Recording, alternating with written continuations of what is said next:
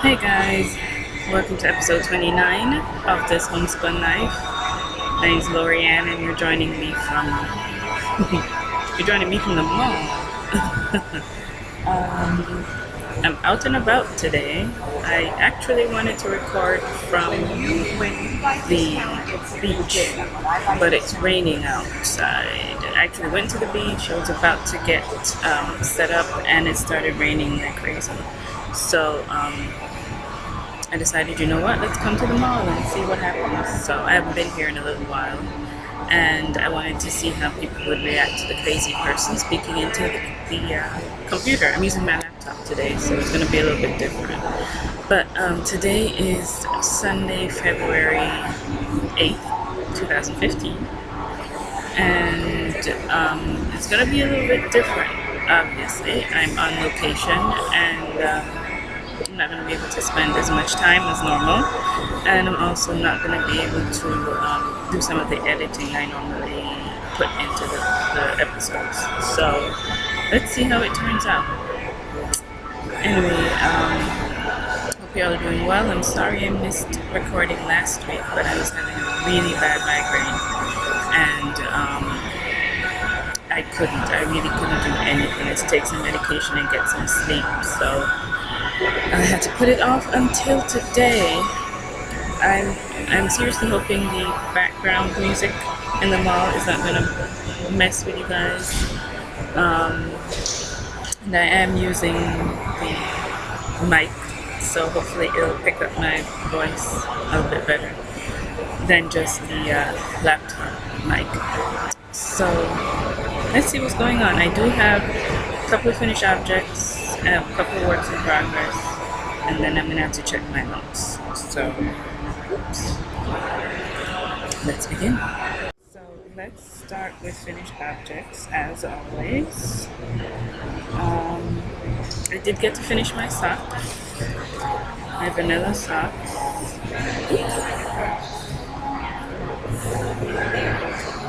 And I have worn them, so they're a little bit fuzzy, but I finished the socks, vanilla socks, typical pattern. I used the Aslan Trend Santa Fe yarn. I think I was saying Santa Fe was the colorway, but I don't think that's right. I don't think it has a colorway name. But like I said, Aslan Trends Santa Fe. And remember, I used 2 skeins of this, and even though they have the same dye lot number, they were definitely different. One's blue tones, and one is greenish. So I don't know what's up with that, but I got them done. I did them on US 1s, which are 2.25 millimeter, and it's super thick. This yarn is, it's suggested using a US 3, and I can see why. It is really thick, so they're warm and comfy. So that's cool. Got those done. They were supposed to be my January socks. Took me till February to finish them, but they got done. The next thing,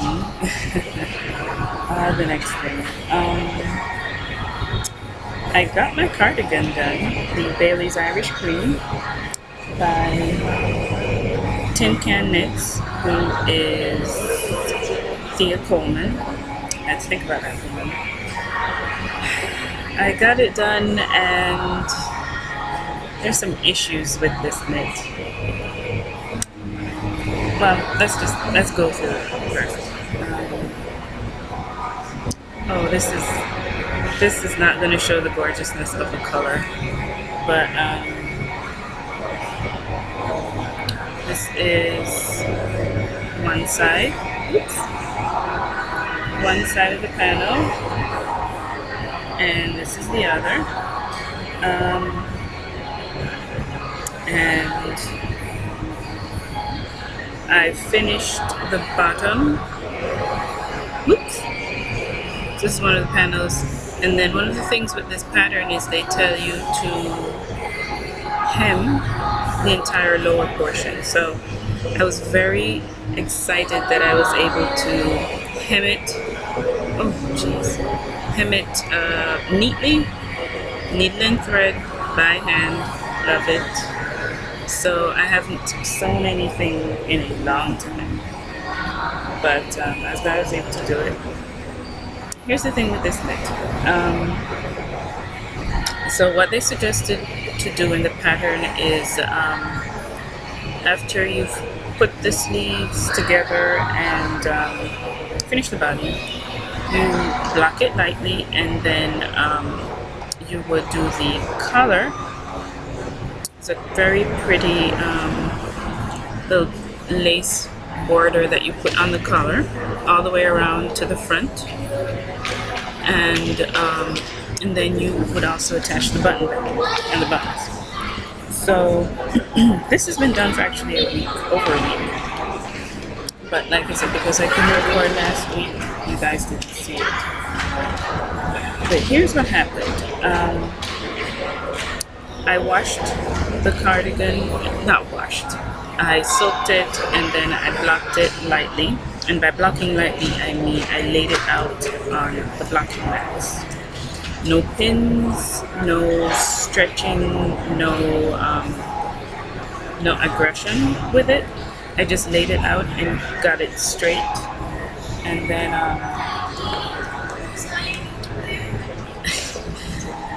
you guys, this thing grew so much. I measured, of course, when I got started with it, it told me, I think for my size, I was to measure it from hem to underarm at about 19 inches, and then attach the sleeves and keep going. So I did that, and I also measured the sleeves at about, it was about 19 inches as well.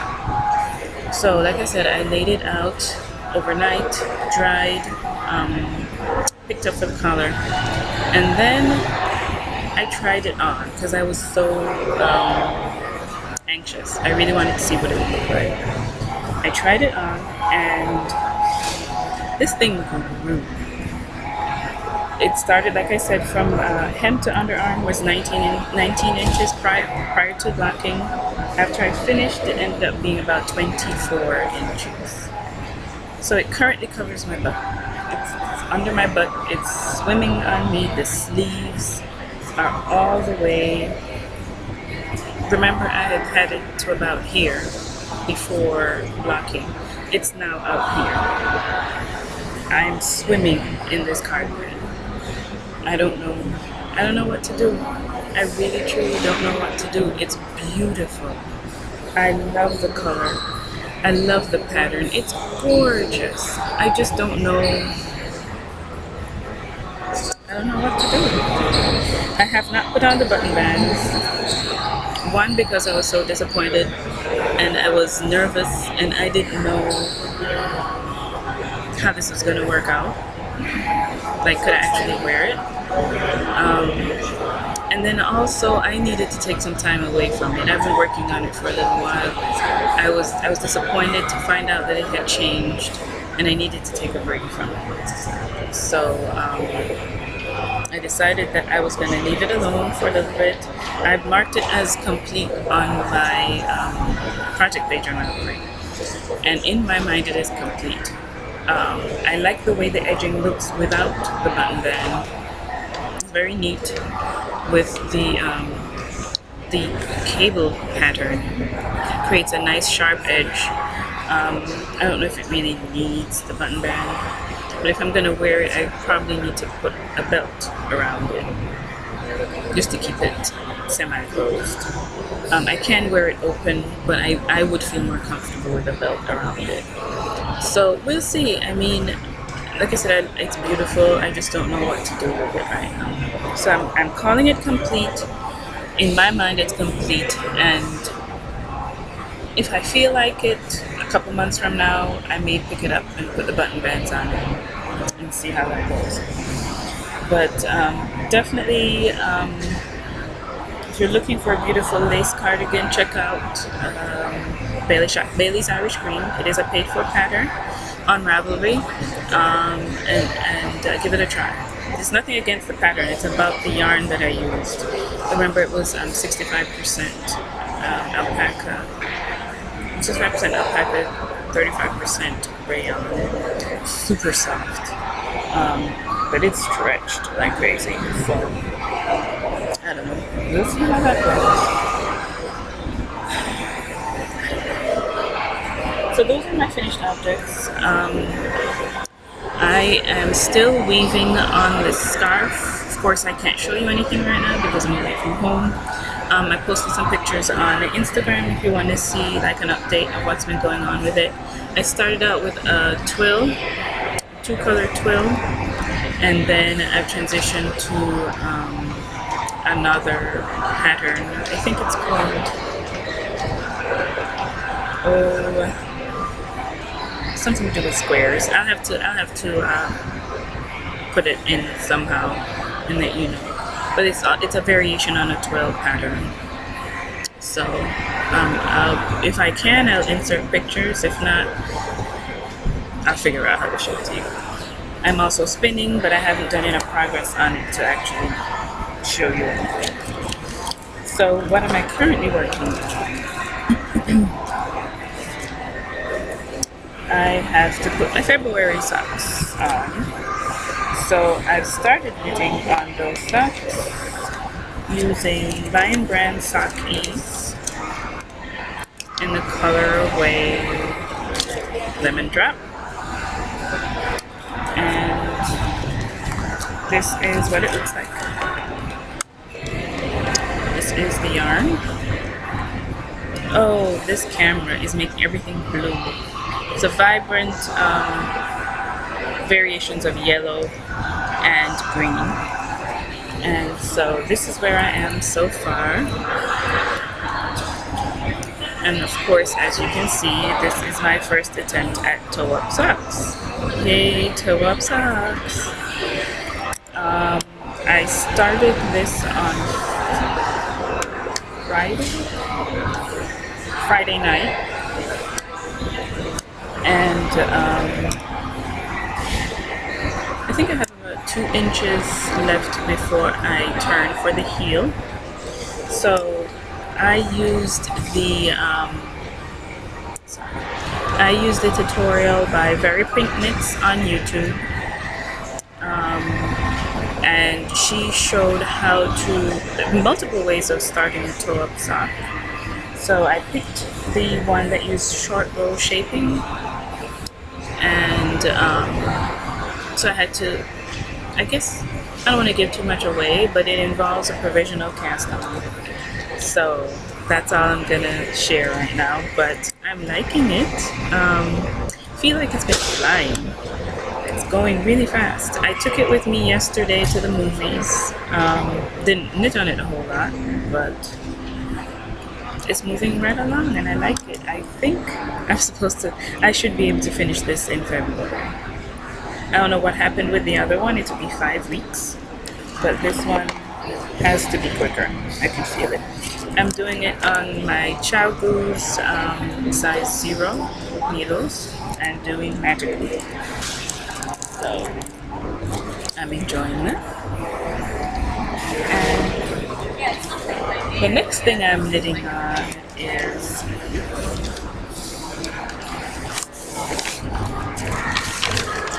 my Sail Strong from Knit Picks. Oops. Me and this backwards camera thing. So this is for our first ever craft along, and I hope you guys are taking part. Can't wait to see what you guys are working on. So I'm trying to post progress on Instagram as much as possible, but I am a little bit lazy sometimes. So anyway, I'm currently on the 2nd color. I have finished the border, and that was out of Bittersweet, the colorway Bittersweet. and you can see what that whole pattern looks like. And I have now moved on to the main color. All the yarns I'm going to be using are Knit Picks palette, and this green color is called Aurora, or Aurora Heather, I'm sorry. Gorgeous color, gorgeous green, with very tonal. You cannot see it here very well. It's a gorgeous green tonal color, and started working on that. I know that a month or almost a month has passed, and I haven't done a whole lot on it because I was trying to get this cardigan finished, but I'm a little nervous. I don't know if I'll be able to get this done in the 3 months. Yesterday is when I actually added the second color, and it gets so complicated once you bring that in, because now you're working on 1, 2, 3, 4, 5 separate panels that each have their own pattern. And so you have to keep track of 5 patterns each row.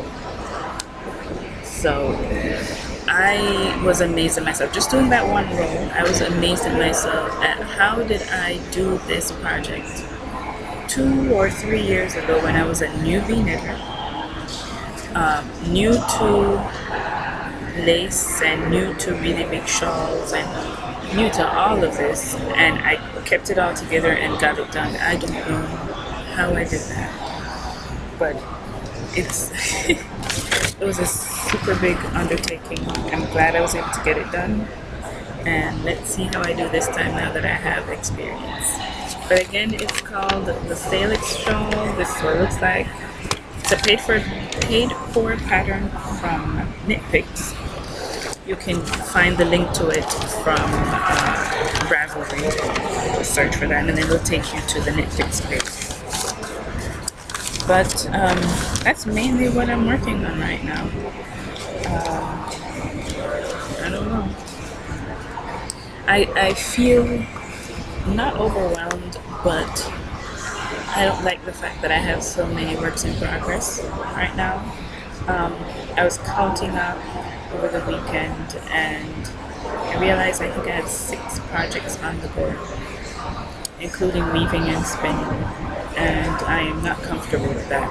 I don't like having that many things going at the same time because I feel like I can't give the necessary time to all of them. I like to be able to complete projects. I don't like things hanging out just for the fun of it. So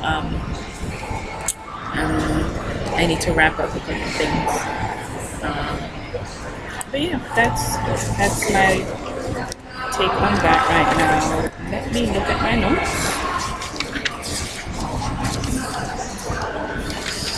Okay. A couple of things for notes. I'm not going to spend too long on this part either.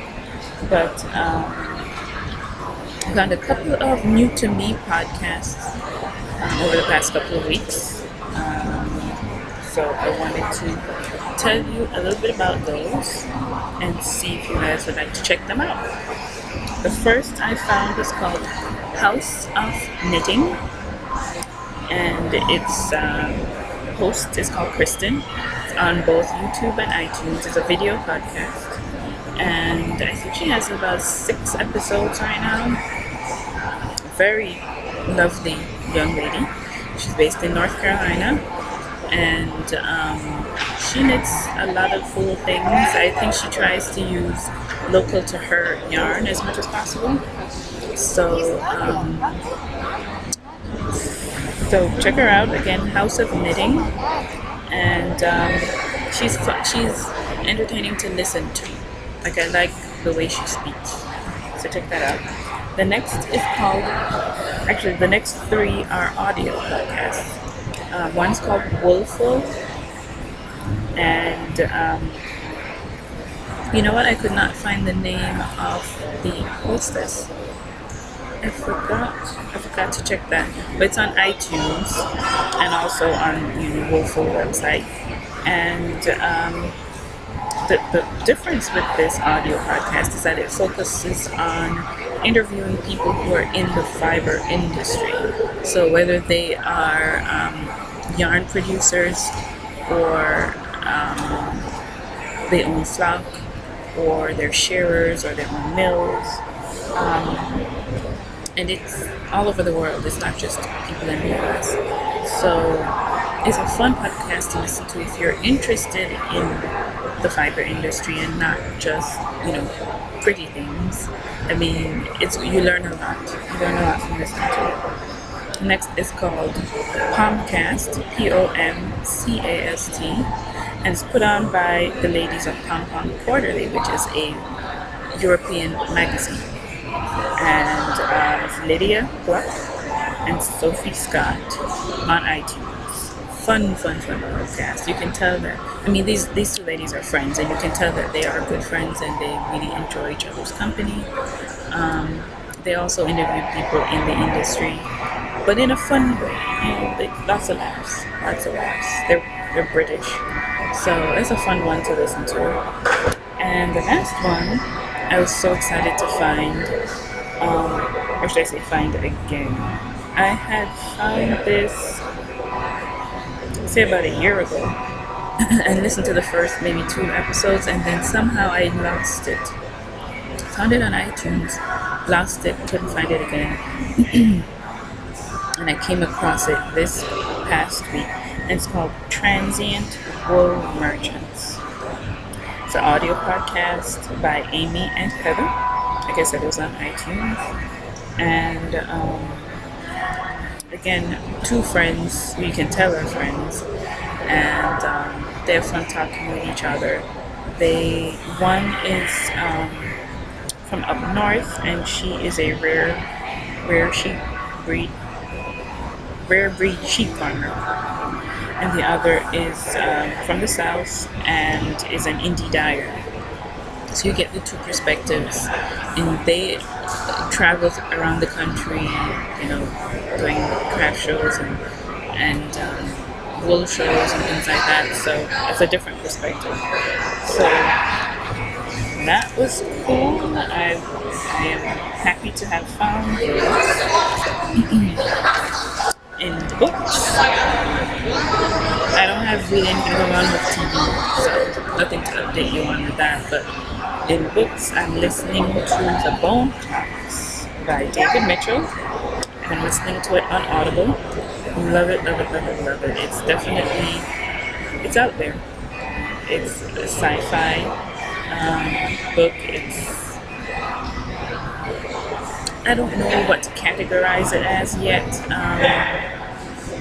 I'm maybe a third of the way through, and it's very complicated. But it's fun. It's fun to listen to. So I've been trying to listen to it when I go to the gym. And so, of course, I haven't been listening to it often. But it's fun, it's good, it's serious sci-fi, it's weird, it's way out there, and I love it. So you can check out The Bone Clocks by David Mitchell.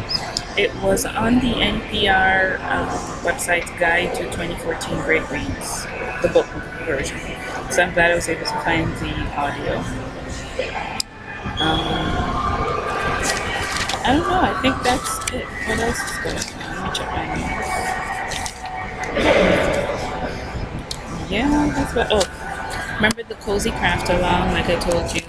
I think I'll have to create a page on Ravelry on the group. Not a page, a tab in the group. But remember, I put the hashtags out there. If you're on Instagram, if you're on Twitter, you can even tag your projects on Ravelry. I've said the hashtag Cozy Along, hashtag Let's Get Cozy CAL, and hashtag Homespun Life CAL. So you can use those to track your progress, as I am doing. I've tagged my project on Ravelry with those, so you can do the same. Come over and join the group in Ravelry. Search This Homespun Life. Follow me on Instagram, Homespun Life, on Twitter, THS homespun knife.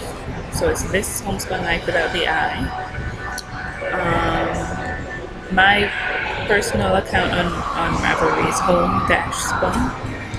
And I think that's about it for this very strange episode in the mall. But I'm glad I was able to record. I'm going to walk around for a little bit, probably go into Forever 21, see what they got, and then head back home. So I hope you guys are having a great Sunday, and we'll have a great couple of weeks until I see you again. Take care, and I'll talk to you next time.